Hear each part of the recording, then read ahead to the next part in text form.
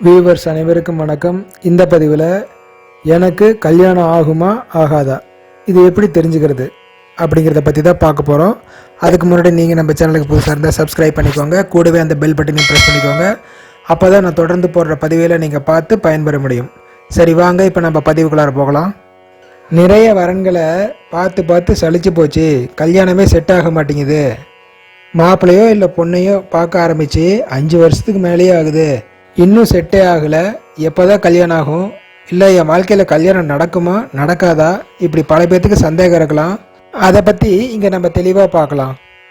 கல்யாணத்துக்கு வரன் தேடுறதுக்கு முன்னாடி உங்கள் ஜாதகத்தில் உங்களுக்கு திருமணம் ஆகிறதுக்கு வாய்ப்பு இருக்கா, யோகம் இருக்கா அப்படிங்கிறத தெரிஞ்சுக்கிட்டு தான் நீங்கள் அந்த முயற்சியில் ஈடுபடணும். அதை பற்றி எதுவும் தெரிஞ்சுக்காம நீங்கள் பாட்டில் முயற்சி பண்ணிட்டு இருந்தீங்க அப்படின்னா இப்படியே காலம் தாழ்த்திக்கிட்டே தான் போகும், எதுவுமே செட் ஆகாது. இப்போ திருமணம் ஆகுமா ஆகாதா அப்படிங்கிறத நம்ம ஜாதகத்தை வச்சு எப்படி தெரிஞ்சுக்கிறது? ஒருவருடைய ஜாதகத்தில் 7ஆம் பாவம் தான் திருமணத்தை குறிக்கக்கூடிய பாவம். இந்த 7ஆம் பாவ சப்ளாடு 4, 6, 10, 12 இந்த பாவங்களுக்கும் சப்ளாடா வந்திருந்தாரு அப்படின்னா கண்டிப்பா திருமண தடை ஏற்படும். அடுத்து இந்த 7ஆம் பாவ சப்ளாடு 4, 6, 10, 12 இந்த பாவங்களை தொடர்பு கொண்டிருக்கக்கூடிய கிரகங்களினுடைய நட்சத்திரத்துல நின்று இருந்தா கண்டிப்பா திருமண தடை ஏற்படும். அடுத்து 7ஆம் பாவ சப்ளாடு நின்ற நட்சத்திர அதிபதி 6ஆம் பாவத்துக்கு நட்சத்திர அதிபதியா வந்தா கண்டிப்பா திருமண தடை ஏற்படும். அடுத்து 9 கிரகங்களும் 12 பாவங்களும் இருக்கு. இந்த 12 பாவங்களும் நின்ற நட்சத்திராதிபதி மற்றும் உபநட்சத்திராதிபதி, இது எந்த விதத்திலையும் 7ஆம் பாவ உபநட்சத்திராதிபதியோட சம்பந்தம் ஏற்படல அப்படின்னா அப்பவும் திருமண தடை ஏற்படும்.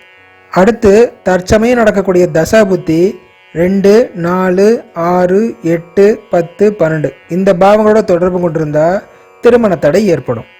திருமணமே நடக்காம போறதுக்கு இப்படி பல காரணங்கள் இருக்கு. இப்ப சொன்ன இத்தனை காரணங்கள்ல ஒன்று வந்தாலே தடை ஏற்படும். ஒன்றுக்கு மேற்பட்ட அமைப்பு உங்க ஜாதகத்தில் இருந்தா கண்டிப்பா திருமணங்கிறது கேள்விக்குறி ஆயிடும். இதைத்தான் கொடுப்பினை அப்படின்னு சொல்லுவாங்க. இந்த கொடுப்பினை நல்ல விதமா இல்லை அப்படின்னா வாழ்நாள் முழுவதும் தனியாவே இருக்க வேண்டிய சூழல் ஏற்பட்டுடும்.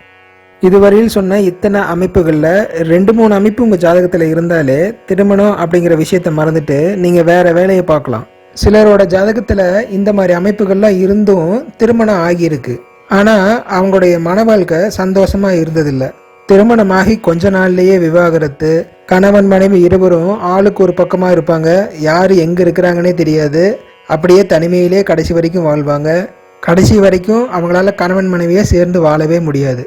இது மாதிரி திருமணத்திற்கு எதிரான அமைப்பு ஜாதகத்தில் இருந்தது அப்படின்னா ஒருவேளை திருமணம் ஆனாலும் நல்ல விதமாக வாழ்க்கை அமையாது. அதனால் நீங்கள் வரன் தேடுறதுக்கு முன்னாடி ஜாதகத்தை ஒரு முறைக்கு 2 முறை பார்த்து தெரிஞ்சுக்கிட்டு பின்னாட முயற்சியில் ஈடுபடுங்க. இந்த மாதிரியான அமைப்பு எனக்கு இருக்குது, என்ன பண்ணுறது, திருமணமே செய்து கொள்ள முடியாதா, வேற வழி இல்லையா, இதுக்கு தீர்வு தான் என்ன அப்படிங்கிறத நம்ம பின்னாட வரக்கூடிய பதிவுகளில் பார்க்கலாம். நன்றி, வணக்கம். உங்கள் வீட்டில் பையனுக்கோ பெண்ணுக்கோ நீங்கள் வரன் தேடுறீங்களா? எங்களுடைய சேனலில் இலவசமாக மணமகள் அல்லது மணமகன் தேவை விளம்பரம் தரப்படும். எங்கள் சேனலில் வரன்கள் தேவை விளம்பரங்கள் இலவசமாக செய்கிறோம். எங்கள் சேனலில் இலவசமாக நீங்கள் விளம்பரம் செய்து பயன்பெறலாம். வரன்கள் தேவை விளம்பரம் கொடுக்கணும் அப்படின்னா இந்த எண்ணிற்கு என்னை நீங்கள் தொடர்பு கொள்ளலாம்.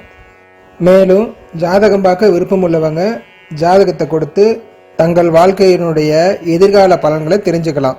மேலும் உங்களுடைய முயற்சிகளில் நீங்கள் வெற்றி காண்பீங்களா, திருமணம் எப்போ நடக்கும், எப்போ வேலை கிடைக்கும், கடன் தொல்லை எப்போ தீரும், எப்போ பண வரவு கிடைக்கும், பொருளாதார முன்னேற்றம் எப்போ இருக்கும், குடும்பத்தில் இருக்கக்கூடிய பிரச்சனைகள்லாம் எப்போ தீரும், கணவன் மனைவிக்கு இடையிலே இருக்கக்கூடிய பிரச்சனை, பிரிவு, புரிந்து கொள்ள முடியாத நிலை இதெல்லாம் எப்போ தீரும், சந்தோஷமான வாழ்க்கை எப்போ அமையும், எதிர்பார்த்தபடி உயர்கல்வி படிக்க முடியுமா, எப்போ வெளிநாட்டில் வேலை கிடைக்கும், வெளிநாடு போய் கை நிறைய சம்பாதிக்க முடியுமா, எப்போ சொந்த வீடு கட்ட முடியும், ஆரோக்கியமான வாழ்க்கை அமையுமா, சந்தோஷமான வாழ்க்கை அமையுமா, எப்போ குழந்தை கிடைக்கும், இது மாதிரியான பல கேள்விகள் உங்களுக்குள்ள இருக்கலாம்.